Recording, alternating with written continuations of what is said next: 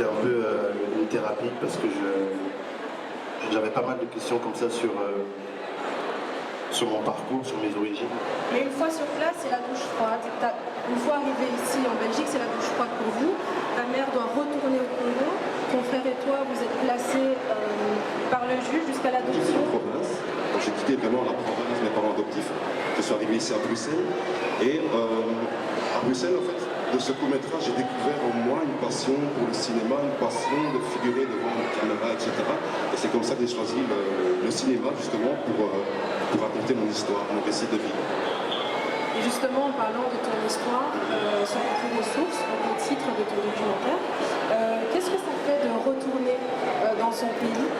Est-ce que c'était comme ce que tu l'avais imaginé ou au contraire, ça a été un choc? En fait, on est des caméléons, on est métis.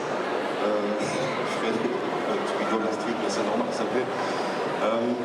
Mais en tout cas, ça m'a permis de me retrouver, de guérir, parce qu'à un certain moment donné de mon adolescence, j'étais perdu. Quand j'ai fait ce voyage, avant que l'avion atterrisse, je commençais à regretter. Je me disais dans quoi je m'embarque. Mais quand j'arrive, tout a changé. Les rues ne sont plus les mêmes, il y a des bars partout, il y a des. Enfin, je ne reconnais pas vraiment le pays.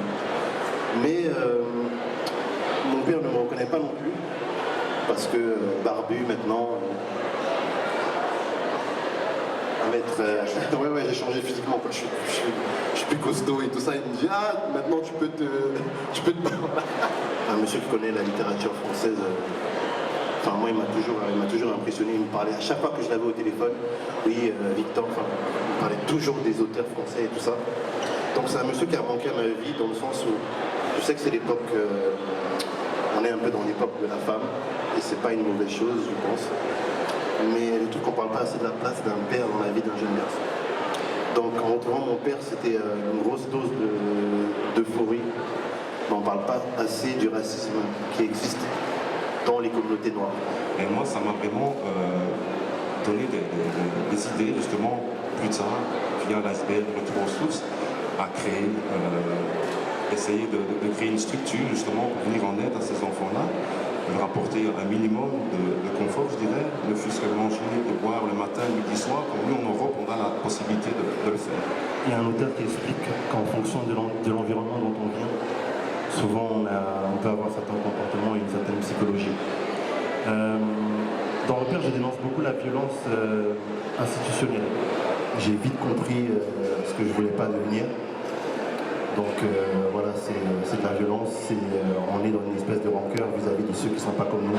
Et petite anecdote, je me souviens, il y a 20 ans d'ici, forcément j'étais le seul Africain dans l'équipe.